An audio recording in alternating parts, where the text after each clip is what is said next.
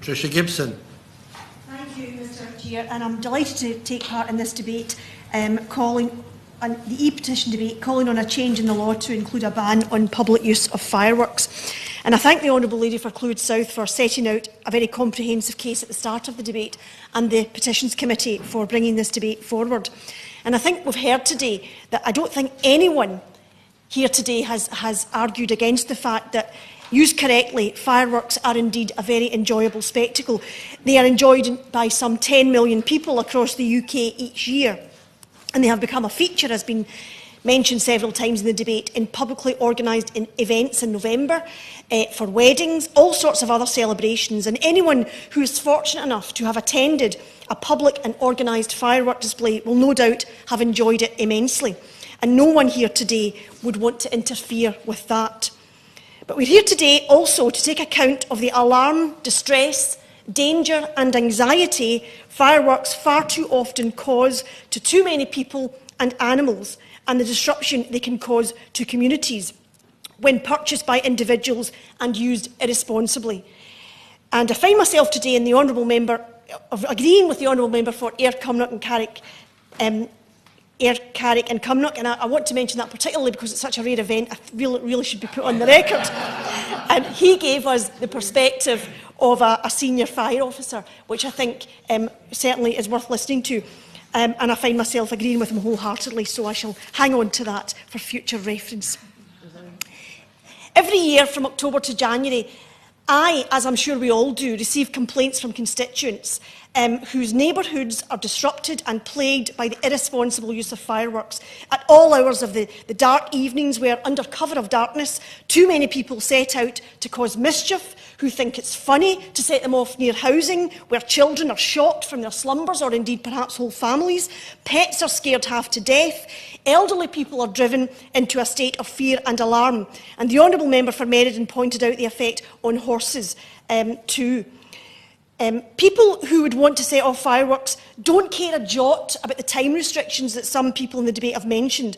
They don't care a jot about time restrictions about when, if it's still legal to set off a firework, depending on the time of day or night. Nor does it seem that such irresponsible people care a jot about safety.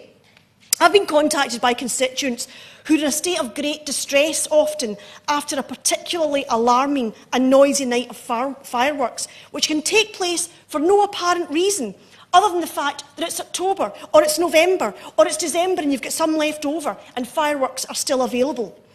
On such occasions, constituents tell me that the onslaught of fireworks they have suffered has had a profound effect, not just on their quality of life, but on their pets, who undergo trembling fits, become withdrawn and very, very frightened. And this cannot really be prepared for, since it comes out of nowhere, except for the fact that someone has fireworks and thinks they'll have a bit of fun. And it's great, of course, for these people to set them off in the middle of the night, up closes, or the shared entranceway to flats. And the situation in Scotland is nothing short of bizarre, since the use of fireworks are devolved, but the sale of fireworks is reserved, as my honourable friend for Edinburgh East set out.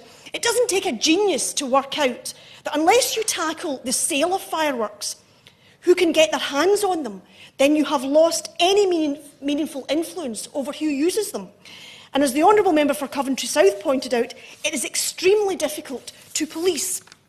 And I know that on a local level, environmental health and perhaps even antisocial behaviour teams can work hard, and they do work hard, to tackle the misuse of fireworks in our communities, as my honourable friend, the member for Glasgow Central, pointed out. But that seems to me to be dealing with the consequences of the wide availability of fireworks, when what we need to do is tackle the fear, alarm and distress and fire risk and safety hazard that fireworks cause. We need to tackle the real issue, the sale of fireworks to individuals. We need to tackle this at source. And I'm also aware that the times when fireworks, as I've already mentioned, is regulated by law. You can't set them off between 11 p.m. and 7 a.m, with a few exceptions for special occasions like New Year, etc. But this doesn't go far enough. If I'm a particular type of individual and I wish to buy fireworks to cause fear and alarm and just to have a bit of fun, because I find it entertaining to cause disruption to my neighbourhood, or use them as a weapon of choice, as pointed out by the members for Glasgow Central and Halifax, then I will set off these fireworks whenever and wherever I choose. So, having restrictions on when you can set fireworks off offers no comfort to communities which are plagued by them.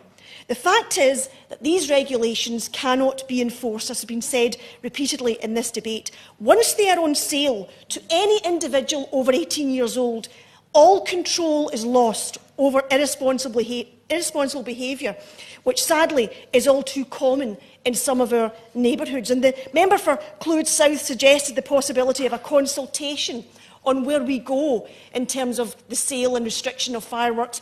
And I think that's a good idea, except I would say one thing about it. Any consultation on this issue cannot be used as an excuse to kick it into the long grass. This issue needs action. And I know that fireworks cannot currently be sold to anyone over the under the age of 18. But you know what, Mr Chair? So what? We know that children are able to get hold of them, as my honourable friend from Glasgow Central pointed out. And we also know that it may well be the case, and it often is the case, that those who are using fireworks irresponsibly are currently perfectly entitled to buy them under the law as it currently stands. And the irresponsible use of fireworks is not confined to those who get hold of them illegally. And that's why more needs to be done to protect communities, the elderly, pets, and a whole range of people in our communities, as we've heard today, from a whole host of elected representatives who have been contacted repeatedly over the years by constituents whose lives are made a misery for several months of the year. The current situation is not working and is not sustainable for the health, well-being and safety of our neighbourhoods. We can all look back nostalgically, and many members have done so today, at bonfire nights when we were growing up. But that cuts absolutely no ice with those communities who currently and regularly have to tolerate the awfulness of the phenomenon of the misuse of fireworks for several months of the year in their communities. And as the honourable member for Edinburgh East pointed out, this does appear to be a situation that is growing. It seems to me that the only sensible solution is to tackle the problem at source. Fireworks should only be sold for the purposes of licensed, organised public displays, which are well advertised in advance, have a publicised time span within which they will take place, which allows those who wish to enjoy fireworks to do so safely, and also allows, importantly, local residents to plan ahead, to do what they need to do to protect their pets and make arrangements accordingly. And we know from the Dogs Trust, for example, that where public displays are organised, 93%, that's a high figure, 93% of pet owners alter their plans during the display time to minimise their pets' trauma, which protects their pets' welfare. And I listened very carefully to the member for Walsall North, who talked about helping pet owners to prepare for the use of fireworks in their neighbourhoods. But we know that's not often possible, because often they go off randomly with no warning. And I agree with the honourable member for Poplar and Limehouse that if we ban the sale of fireworks to all and sundry over 18 years old, in such a context, organised public firework displays will become the accepted norm, a much safer option for all our communities. It really is time, I think, and I think there's a general sense across the chamber today, to ban the free sale of fireworks except for those for public organised licensed displays.